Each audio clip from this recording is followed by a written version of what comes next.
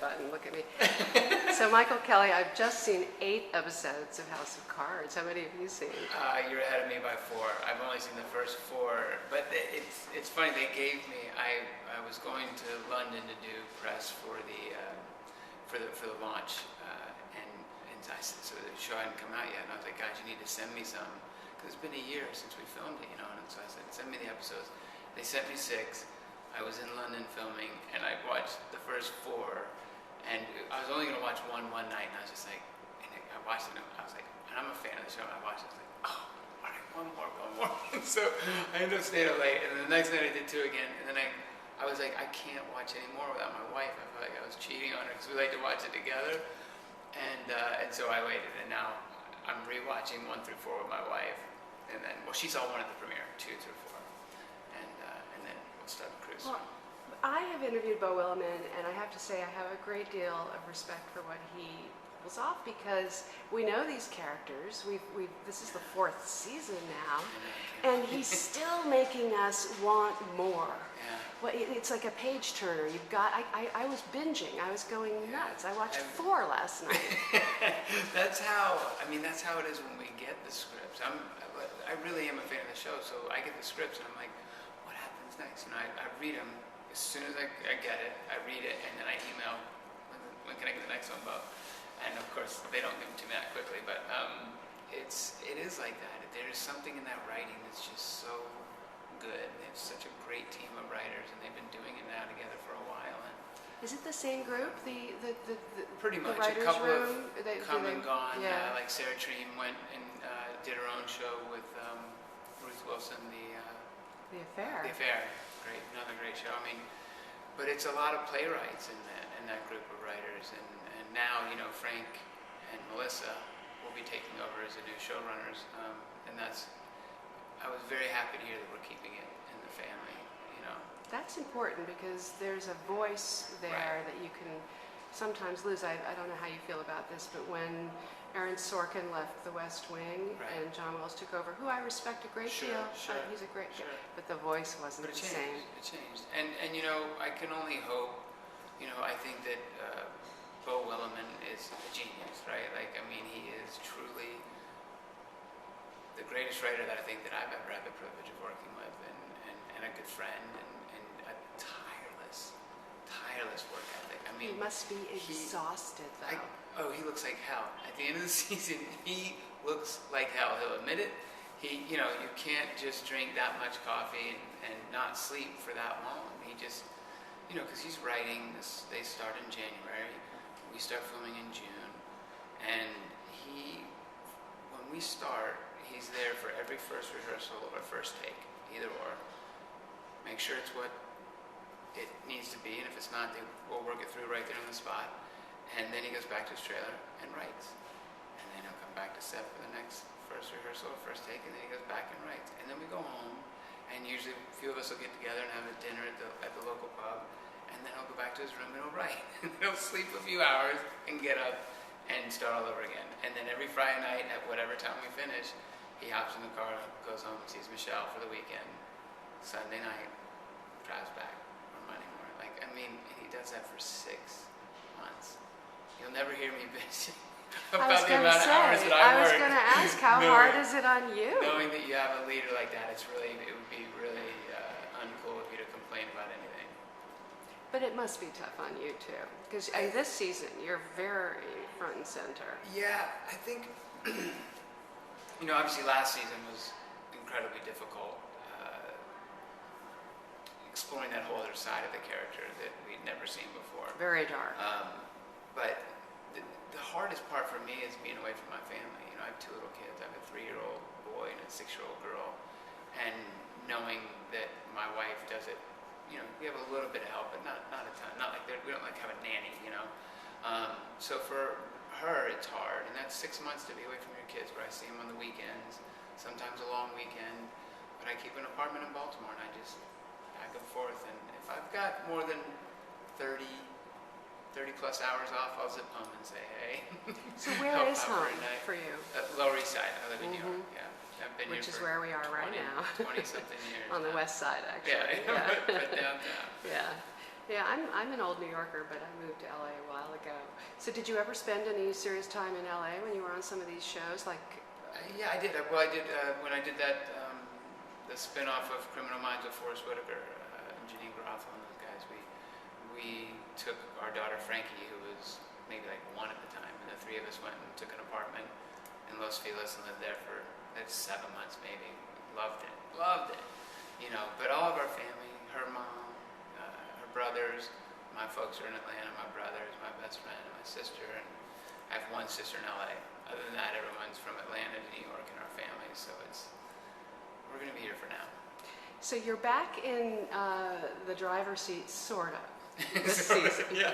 And it almost got taken away from you. We Yeah. can't, this is an interesting thing. How do you deal with talking about a show where you have no idea who has seen what? What are the rules in terms of spoilers here? Well, I mean, you know, obviously with last year was really difficult because everyone thought he was dead at the end of 2, and then to come back for season 3, you know, that was a whole season of filming in Baltimore where we couldn't say a word. You know, I mean, thank God I was scruffy because I had to bold-face lie to people. They were like, Wow. "What are you doing? You're super alive?" And I'm a consulting producer this year. They brought me on to help out with some storylines.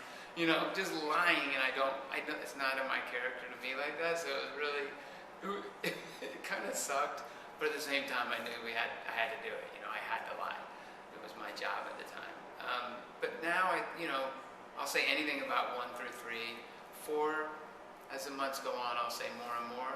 You know, because I don't want to be the guy. You know, Well, at the end of spoils last season, we knew he was back with the president, right? Right. Yes. So you can if you know that at the end because that was sort of the whole arc of last year for Doug. You know, we didn't want to make it just about that physical recovery of recovering from a traumatic brain injury, but about getting back to where he believed he belonged. Well, his dedication to this one man, Yeah. it borders on something clinical. Have you figured out what that is?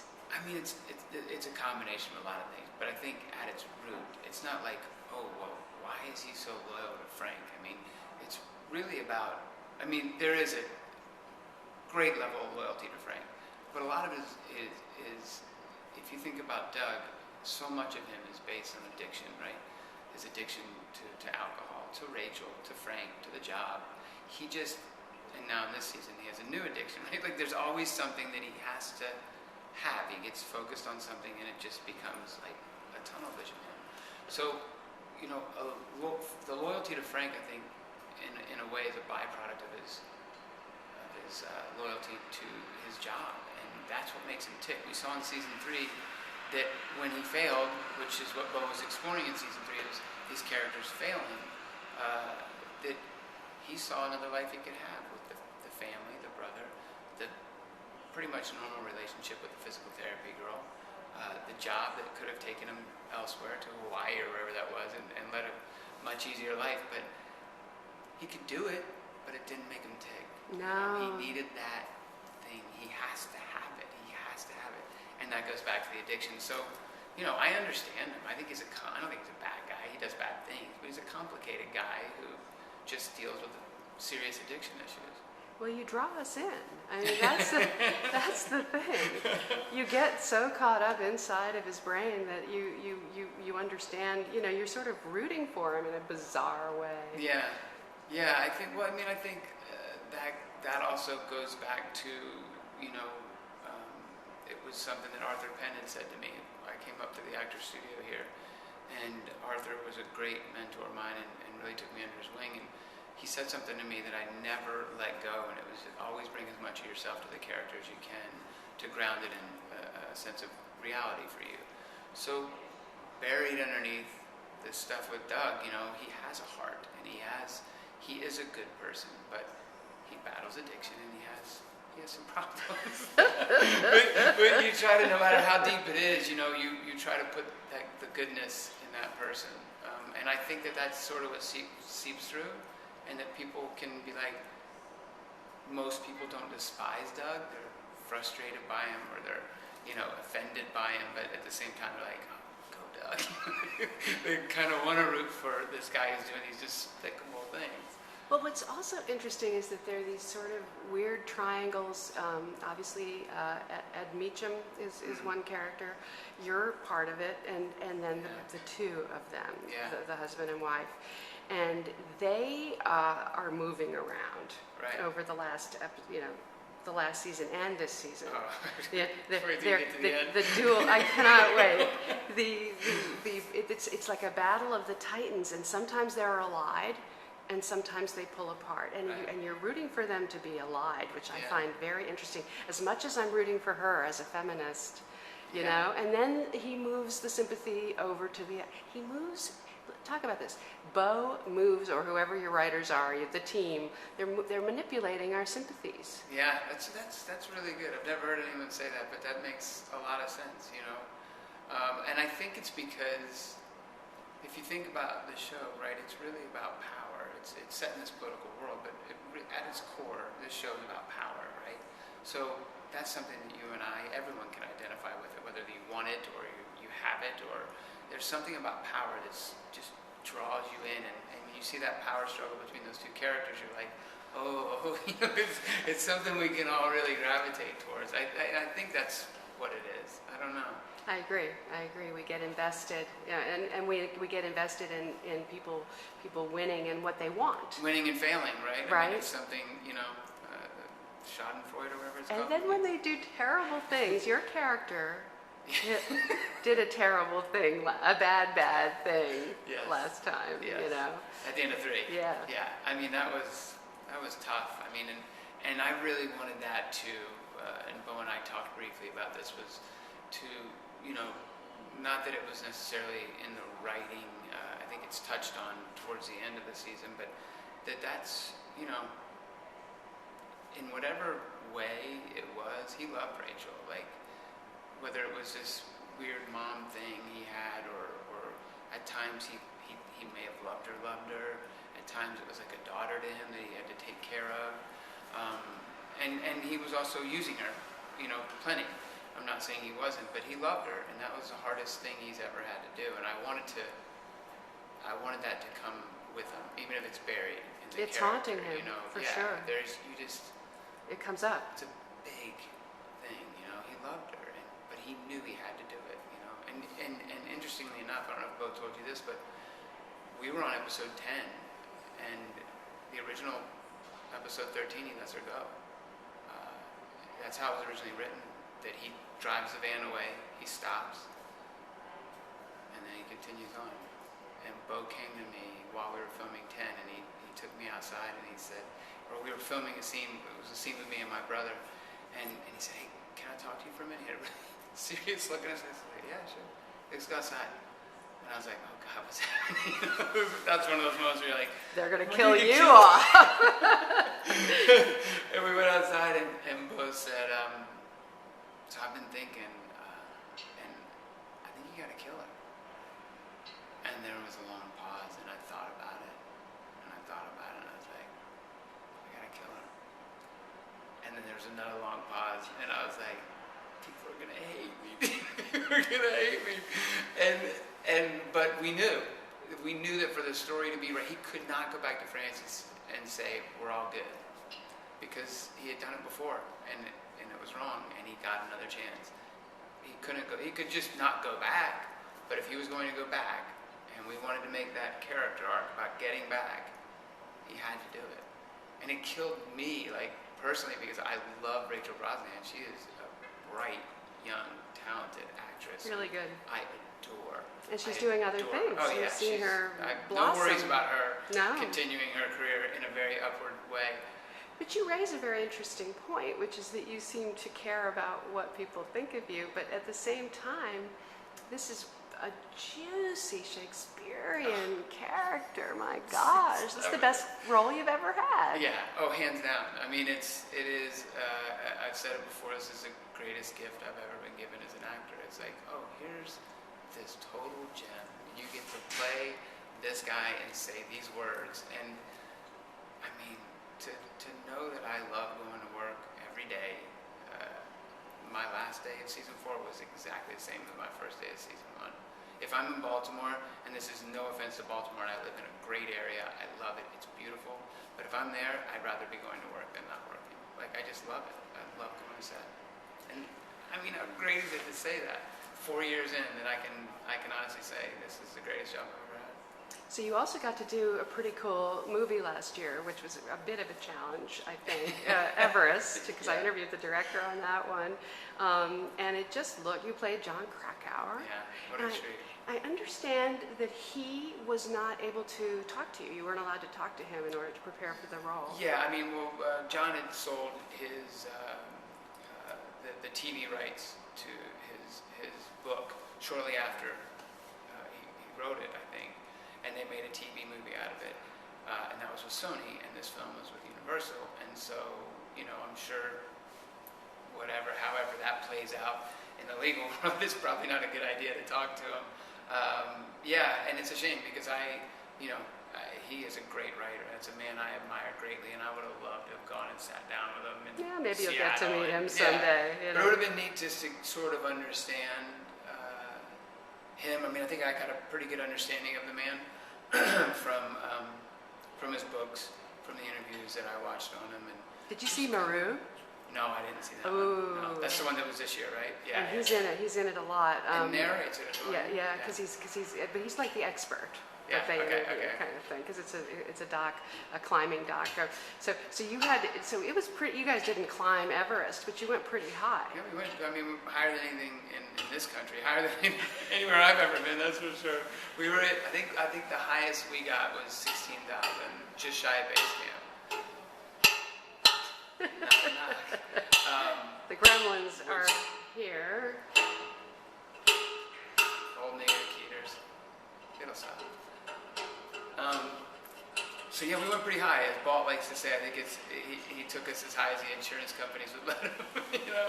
I know Doug Liman was also working on one around the same time, and he wanted to take everyone. He wanted to summit Everest with his actors, and No. the insurance companies would. No. You can't. And I know Doug. I've worked with Doug before, and that sounds like something Doug would want to do. That's what I heard. I don't know that to be true. But yeah, we went pretty high, and it was really tough. I joked many a nights about it, feeling like Josh Brolin was taking the palms of his big, strong hands and pushing them into my temples every night. And every morning when I woke up, the headaches were unreal. They had medicine that we could take that would have made it no headaches, and made it much easier. But I was like, what are the side effects? I was like, they're like, you'll feel better. I was like, is there any side effects? And they're like, well, yeah, you'll have tingly fingers and toes, and your lips might tremble a little bit. And I was like, what? I'm an actor. I'm playing somebody in a movie. I might not want to do that. So I just braved the headaches for just a brief period that we were there in Nepal, whatever it was, a couple weeks. And then we went to the Italian Alps, where it was just Groundhog Day, every day, going 5 a.m., getting up in the dark, going to the top, all the way to the top of the mountain, and climbing all day long, and then coming back down and go to bed. Everyone eats together in the room. We had great food. There was a great chef, and then we'd wake up in the morning and do it all over again. It just went on for a long time. And again, being away from the family, I didn't see my wife and kids for a month and a half. And then we shot all the base camp in Rome. Oh, that's nice. For like a week or so, 2 weeks maybe. My wife and kids came for a week, and then I flew them home, spent the night with them, and then flew straight to London and finished the last month and a half without them. And it was tough, but incredibly rewarding at the same time. I feel like that film is something that I'll be proud of forever. It's a damn good movie. Great movie, and the friendships that we made. A lot of us. There were a lot of ups and downs. You kind of get a little crazy doing that kind of thing. The monotony of it all. I remember John Hawkes wanted nothing more than to get out right from the get-go. He's like, I want to go home. I don't care what it costs. I want to get out of here.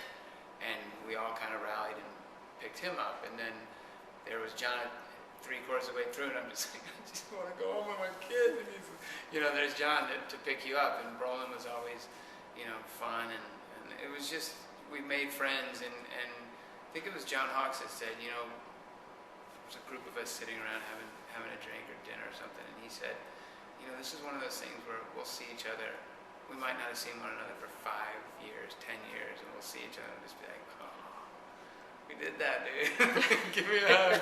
You know, you sort of know what the real, people on The Revenant probably felt like. I can't. You know?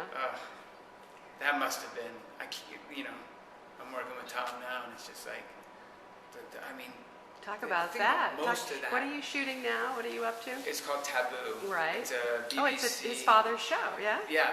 BBC FX co-production, from what I understand, and his father Chips is one of the writers on it. I think him and his father have been working on this for many years. They're producing it, yeah. And it is so good. Stephen Knight's the writer. This script is.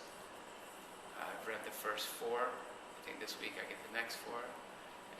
It's just, and I've seen a lot of 1 through 3, and it is. Can you describe it? So good. Yeah, it's early 1800s, right around the War of 1812 there, where you've got the East India Trading Company, you've got the British government, the U.S. government, all trying to draw lines and who owns what, and what are going to be the lines we know today, pretty much. And there's a piece of land that Tom Hardy's character comes back to claim that's rightfully his, that he's been willed from his father. And it's a very pivotal piece of land in that everybody wants it. And I play an American spy there, and there's all sorts of, it's just, again, power. But he controls a lot of it, Tom's character, and he's so good. I think Tom's one of the best living actors right now, and he's just... He has a certain intelligence, and such a smart guy. And he just, and he's able to articulate it too in a really cool way. He's incredibly bright, funny, cool, and then just these characters he plays. I'm just like, God, how do you do it? It's fun, I get to learn from Kevin Spacey every day on this show, and then I go here and I'm going to go play with Tom Hardy. I'm learning so much from him. Just watching these guys work, little things that we all do differently. But the one thing that Tom does that I find so interesting is that he just never, ever stops exploring during, never stops discovering during a scene, take after take. There's always, you can tell his mind never turns off. And sometimes it'll be because we'll talk about it for 45 minutes, an hour. During filming, we'll stop and it's not working. Oh, let's figure it out. And we figure it out. I'm just like, damn, so you can figure that out. I couldn't figure that out. He's figuring out stuff for my character. I'm just like, shit, you're so good, dude. So that's a series. How many episodes are? It's an 8-part. It's an 8-parter, and that's coming to FX, as I recall. Yeah, it's so funny because I just saw the trailer and it said an FX original series, but I know it's a BBC series right. as well. So I don't, maybe partnership maybe of some in London kind. they're saying it's a BBC original Exactly. series. I don't know how it works. But cannot wait. Very much looking forward to it. The costume designer at my first fitting, and then I heard it again from Tom and from the director. Christopher, is it she said, so, the typical Pride and Prejudice of the 1800s, we're turning that on its ass. And then Tom's like, this is dark and dirty and gritty, and, it's just, it's a dark, dirty, gritty piece. It's just full of everything, action, love, and just destruction. It's great, man. It's great. I love it. Thank you.